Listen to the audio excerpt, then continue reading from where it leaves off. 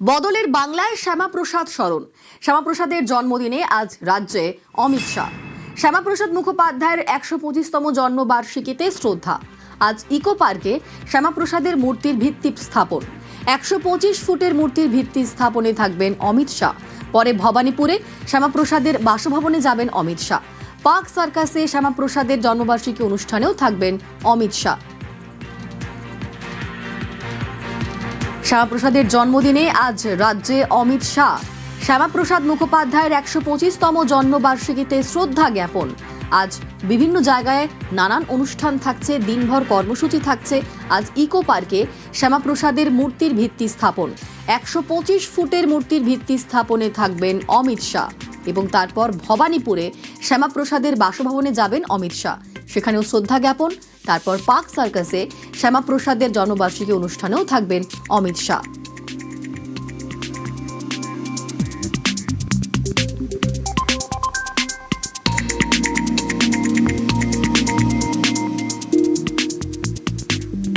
আজ শ্যামাপ্রসাদ মুখোপাধ্যায়ের জন্মবার্ষিকী। রেড রোডে সেজে উঠেছে শ্যামাপ্রসাদের মূর্তি।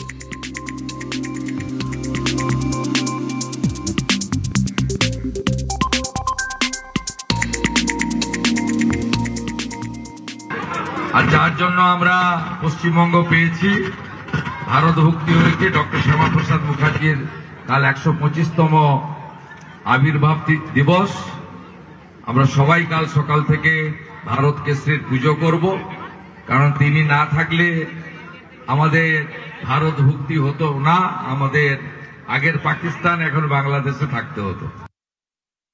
যে ইতিহাস পড়ার কথা ছিল, যার ইতিহাস পড়ার কথা ছিল, সেই ইতিহাসে এতদিন ঘনিয়েছিল অন্ধকার। রাজ্যের পালাবদল হয়েছে, নতুন সরকার সেই ইতিহাসে এবার আলো দিয়েছে। ৬ জুলাই শ্যামাপ্রসাদ মুখোপাধ্যায়ের জন্মদিন, সেই উপলক্ষে দিনটিকে সরকারি ছুটি ঘোষণা করা হয়েছে। রাজ্য জুড়ে সাড়ম্বরে পালন করা হবে সেই দিনটি। আর শ্যামাপ্রসাদ মুখোপাধ্যায়ের স্মৃতি বিজড়িত যাবতীয় কিছু নতুন করে সেজে উঠছে বঙ্গজুড়ে। একইভাবে দেখা যাচ্ছে রেড রোডে ডক্টর শ্যামাপ্রসাদ মুখোপাধ্যায়ের যে মূর্তি, সেই মূর্তিও কিন্তু নতুন করে রং করা হয়েছে, সুন্দর করে সাজিয়ে তোলা হয়েছে। রাজ্য জুড়ে পালিত হবে শ্যামাপ্রসাদ মুখোপাধ্যায়ের জন্মদিন। ক্যামেরায় খোকনের সঙ্গে সুদীপ্ত, নিউজ 18 বাংলা, কলকাতা। শ্যামাপ্রসাদ মুখোপাধ্যায়ের ১২৫তম জন্মবার্ষিকী উদযাপন। সেজে উঠেছে মিলন মেলা প্রাঙ্গণ। মিলন মেলা প্রাঙ্গণে সরকারি অনুষ্ঠান।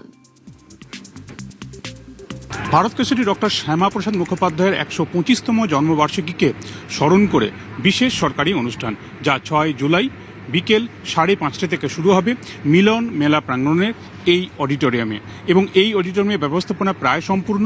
এখানেই কেন্দ্রীয় স্বরাষ্ট্রমন্ত্রী অমিত শাহ তিনি উপস্থিত থাকবেন মুখ্যমন্ত্রী শুভেন্দু অধিকারী সহ আরও অনেকেই। মূল যে অডিটোরিয়াম যেখানে এই অনুষ্ঠানটি হবে, এই অডিটোরিয়ামের পাশাপাশি আরও একটি অডিটোরিয়াম রয়েছে, সেখানে কিন্তু বন্দোবস্ত করা হচ্ছে। মূলত এখানে যে সমস্ত প্রোগ্রাম হবে সেটাই জায়ান্ট স্ক্রিনে পাশের অডিটোরিয়ামে দেখার ব্যবস্থা করা হবে, কারণ প্রচুর মানুষ আসবেন। ১২৫তম জন্ম যে বার্ষিকী, তার যে অনুষ্ঠান, সেই অনুষ্ঠান একেবারে চূড়ান্ত প্রস্তুতিতে এই মুহূর্তে আমরা দেখতে পাচ্ছি মিলনমেলা প্রাঙ্গণের ভিতরের ছবি। এবং কাল বিকেল ৫:৩০ থেকে সন্ধ্যে ৭টা পর্যন্ত এখানেই মূল অনুষ্ঠান, সরকারি অনুষ্ঠান, ১২৫তম জন্মবার্ষিকীর স্মরণ অনুষ্ঠান। ক্যামেরায় কুণাল চৌধুরীর সঙ্গে অর্ণব হাজরা, নিউজ 18 বাংলা, কলকাতা। ভবানীপুরে শ্যামাপ্রসাদ মুখোপাধ্যায়ের পৈতৃক বাড়িতে শেষ মুহূর্তের প্রস্তুতি। সেজে উঠছে ৭৭ নম্বর আশুতোষ মুখার্জি রোডের বাড়ি। আজ ঐতিহাসিক এই বাড়িতে যাবেন কেন্দ্রীয় স্বরাষ্ট্রমন্ত্রী। শ্যামাপ্রসাদের ১২৫তম জন্ম জয়ন্তীতে শ্রদ্ধা জানাবেন অমিত শাহ। তারই প্রস্তুতি চলছে জোর কদমে। ৭৭ নম্বর আশুতোষ মুখোপাধ্যায় রোড, শ্যামাপ্রসাদ মুখোপাধ্যায়ের পৈতৃক বাড়ি।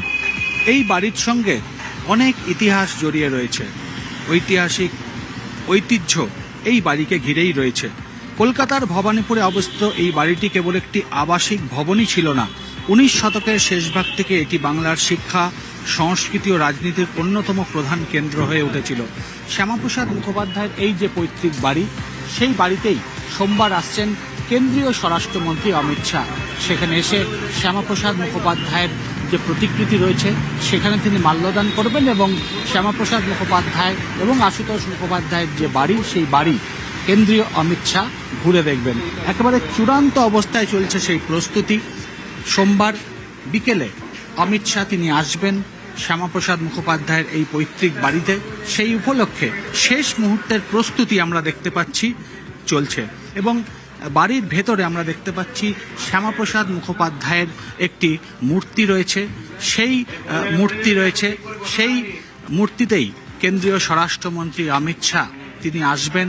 তিনি এই মূর্তিতেই মাল্যদান করে শ্রদ্ধা নিবেদন করবেন এবং শ্যামাপ্রসাদ মুখোপাধ্যায়ের যে জন্মজয়ন্তী পালন হচ্ছে রাজ্যের বিভিন্ন প্রান্তে, সেখানে একাধিক কর্মসূচি রয়েছে। তার মধ্যে অন্যতম শ্যামাপ্রসাদ মুখোপাধ্যায়ের এই পৈতৃক বাড়ি এবং বাড়িতে এসে শ্রদ্ধা নিবেদন করবেন অমিত শাহ।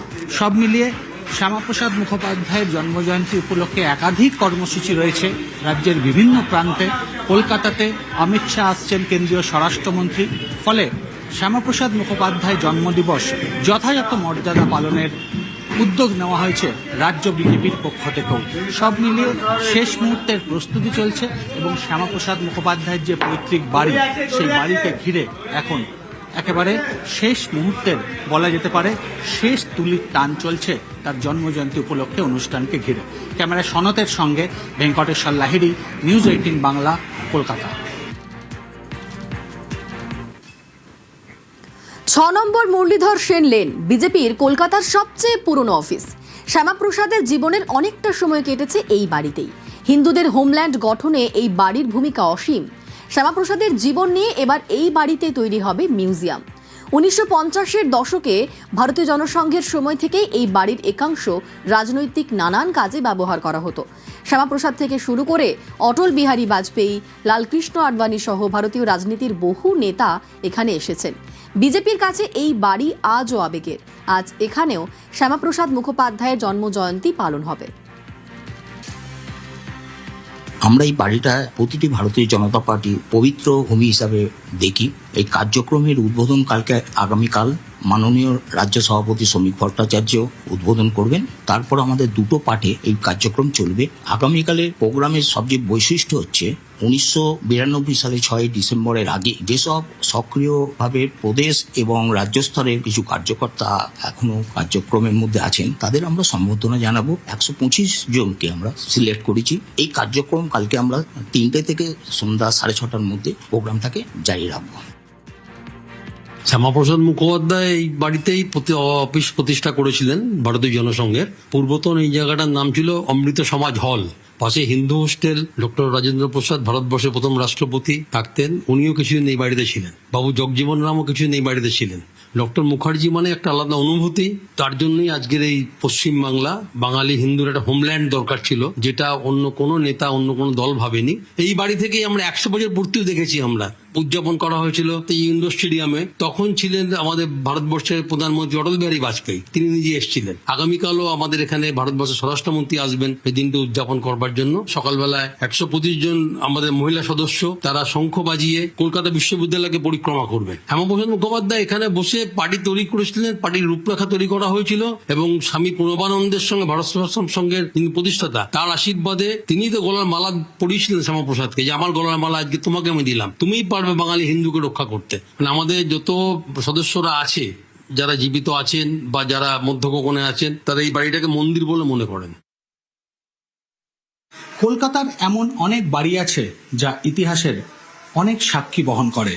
ঐতিহাসিক সেই বাড়িগুলি আগামী দিনে বিভিন্নভাবে কাজে লাগাতে চাইছে রাজ্য বিজেপি।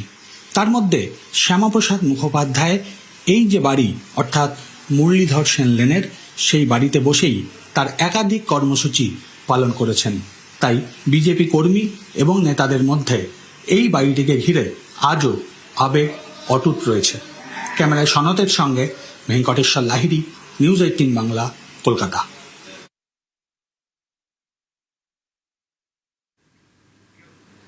শ্যামাপ্রসাদের বাংলায় ফুটেছে পদ্ম।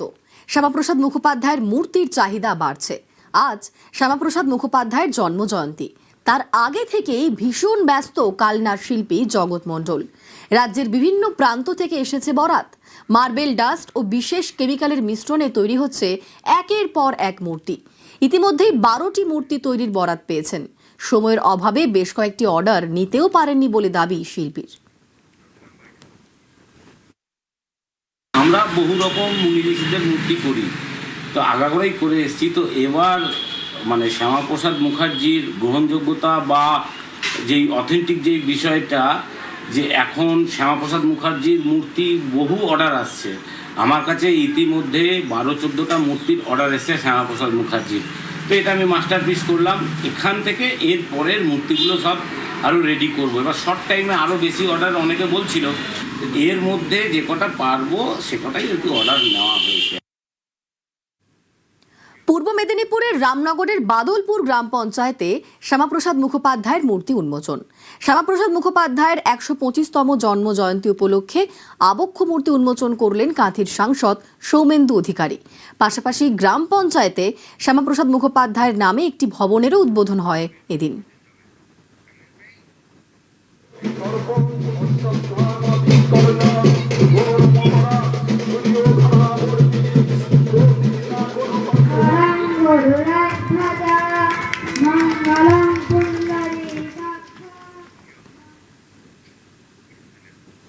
ইকো পার্কে মন্ত্রী দিলীপ ঘোষ।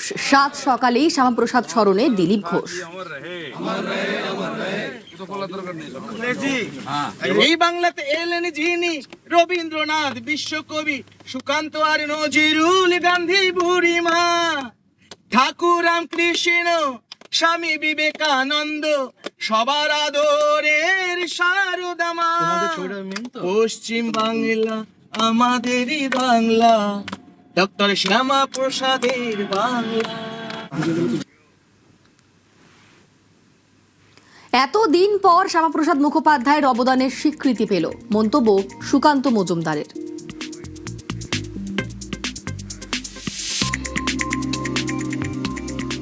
এতদিন পর শ্যামাপ্রসাদের যে আত্মা এবং তার যে অবদান, সেই অবদান রিকগনিশন পেল। তার 125তম জন্মদিনে আমরা 125 ফুট উঁচু মূর্তি তৈরি করছি। এই পশ্চিমবঙ্গ তো শ্যামাপ্রসাদ না থাকলে অস্তিত্বে আসতো না। সুকান্ত মজুমদারও কোনো এমপি টেমপি না হয়ে কোথাও হয়তো উদ্বাস্তু হয়ে কোনো উদ্বাস্তু কলোনিতে থাকতে হতো। আজকে ডক্টর শ্যামাপ্রসাদ মুখার্জি ছিলেন বলেই এই দিন আমরা দেখছি, এবং আজকে শ্যামাপ্রসাদের সরকার শ্যামাপ্রসাদের তৈরি করা মাটিতে তৈরি হয়েছে। পরীক্ষার খাতায় ফুটে উঠুক এক টুকরো মন। যাদবপুর বিশ্ববিদ্যালয়ের প্রবেশিকার প্রশ্নে সিলেবাসের বাইরের দুনিয়া।